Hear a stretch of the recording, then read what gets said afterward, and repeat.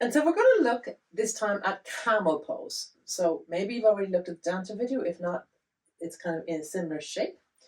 We are looking at camel. What is camel? It's a very strong pose. It is basically a back bend.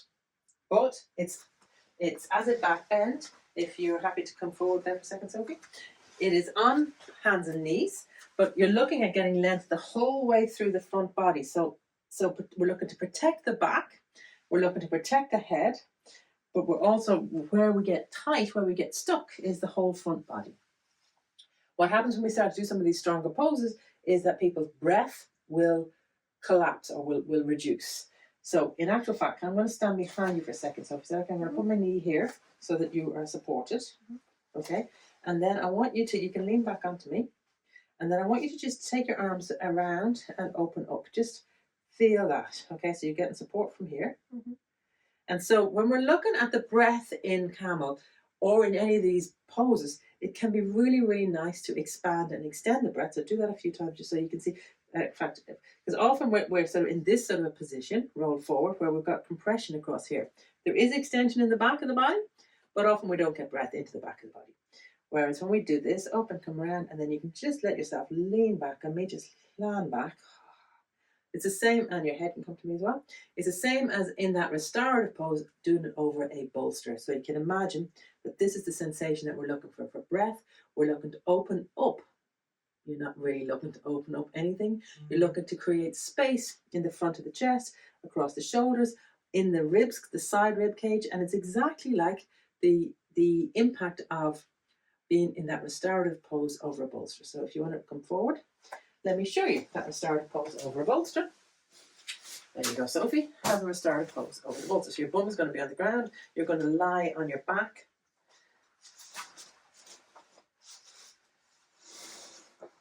And then release your arms down.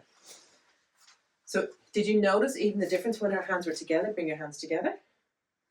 And then bring your hands back down. So see the amount of space that is being created at the front of the body. So here is basically a lot of the camel pose.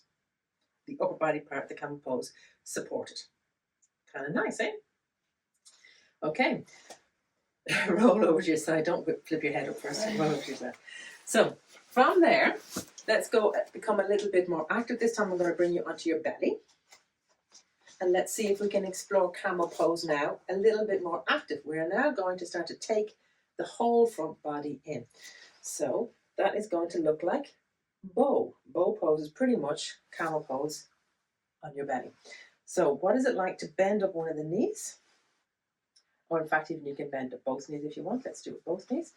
Can you bring your knees together so that they're not? And then what is it like to just lift this foot off, this knee off the ground? Just lift the knee. Now, there you go.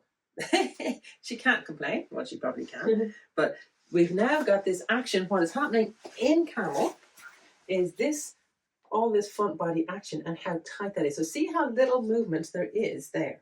And Sophie has a lot of movement in her back body. Release that down. Warm up the other side. Lift the other side. And again, you can see the compromising that what's happening is in order to lift this leg, this is working, and I can even put my hand under it. I can feel so much more activation in this side of the body to lift here in comparison. That's amazing. That's deadly. Release it back down again. You can have started by doing long legs, but we've gone straight into here. What's going to happen in camel so is we have obviously flexed knees, we've extended feet, and the lift one more time, and then there is this extension across at the front of the body. So that's in our lower body. In order to do that lifting, we have work going on here in the back. Could you feel that, Sophie, where you were working in the back to work? Which means we also want the front turned down, which means engaging the belly, engaging the pelvic floor. So the whole core center from butts the whole way up is all going to become active and give support. When we come to the upper body then, this beautiful release we had across the chest when you were lying on your back, see if you can recreate that now actively, being on your belly, which means this shoulder is going to roll back and come towards hip, touching the feet. And so again, you can see how we've recreated this space in the front body, and then depending on her mobility, But now she has to do the work. I'm going to let this go and see what is it like to be able to touch your feet. Can you catch your feet? With one foot, and then can you catch the foot with the other foot? Fantastic. And so now, similar space across the chest, except now we've had to do a lot of work to release the shoulders, and she's working now. So we've got work going on. Beautiful. And then from here, what is it like to take the feet towards the back wall? So the feet are coming towards me. Whoa. Now, Sophie has a lot of movement. Everybody's not going to have this amount of movement. But now we've got, and can you imagine on Camel, this is going to be even more because these feet are going to be flat up against the floor. How is that? Have you got any compression in the shoulders? Have you got any compression here? We're making sure there's no compression in the lower back, which I don't see any. Are you okay with that? Yeah. We want a little bit of movement in a lot of places. We want muscles turned on and activated. We want release through the front leg. And then release it all back down again. Moment of melt. The moment of melt is really important. And I don't know if you can see how clearly you can see that, but her entire body has released. We're looking to get length in the muscles. Not stretch, but length, getting release and getting length. So we're activating, turning everything on in order to be able to turn it off. So the moment of melting between poses is really, really important. The moment of melting between poses also, we've had the breath in the front of the body. The breath can now come into the back of the body and we can start to build the freedom of the back of the body to have that breath. So then whenever you're ready, we're going to bring you onto all fours. To move slightly forward on the. So from here, again, what can be nice is to do some kind of a wide-armed cat-cow, just to again create more freedom in the upper body. So I'd go even wider, so your little fingers aren't there. And then just do your cat-cow and see as you do that, can you really find space across the shoulder blades and release in? And then as you come back up. So now we're getting the opposite. So you can see there's a lot more space going on here, because she has taken these wider hands. And then from there, beautiful, come back to neutral. And then we're going to come back to sit on your hunkers. So we're gradually now building this up. She's now coming to the sort of position we want, and we want to really develop strength here. And we want to make sure that she can get out of the pose safely. Getting out of these poses, these stronger poses, people will effort themselves into them. They can force themselves into them. The problem is getting out of them safely. So it's all about being able to get out of this pose safely, because what we were doing there on the ground is safe, because she can, if she lets go, she's safe.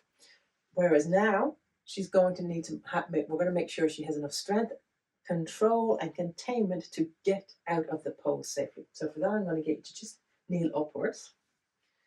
And what's going to happen is she's going to be in a back bend, and she's going to want to fling herself forward, and we want to prevent her doing that.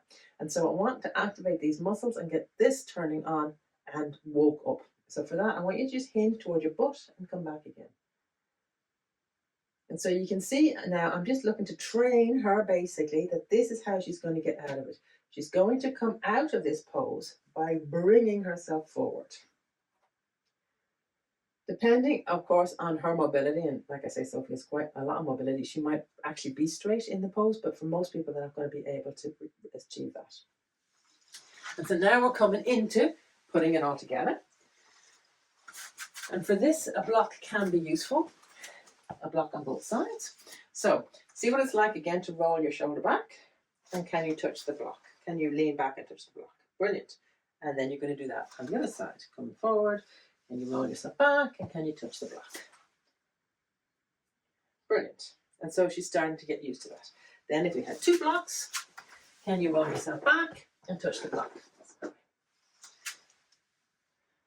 So touch both blocks. Fantastic.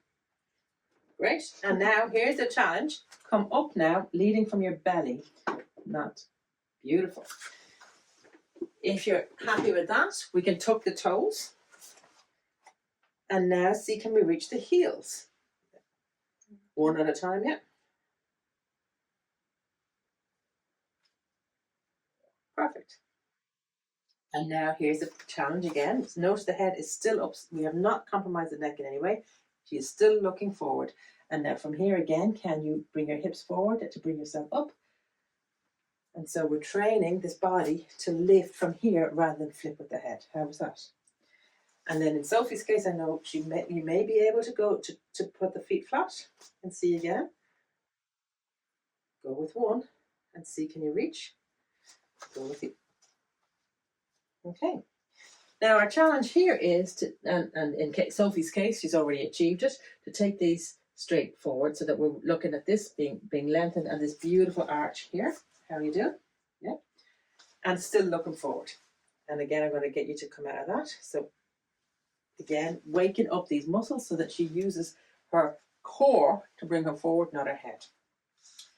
You look like you might be comfortable to let your head come back. Okay. So again, you can come back into the pose. The final part of the pose is where, as a teacher, you have to pay the most attention, and I do not typically teach this. It's where you can allow your head to come back. So just allowing your head to come back into my hand, and then you can release the head as much as is comfortable for you.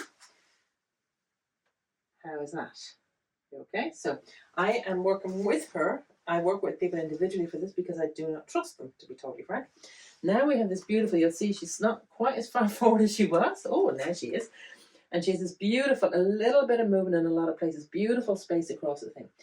From here, people are going to get panicky because they're going to want to get out of it. So I'm saying, do not move your head. Use your body, use your bed. Do not move your head. Leave your head in my hand.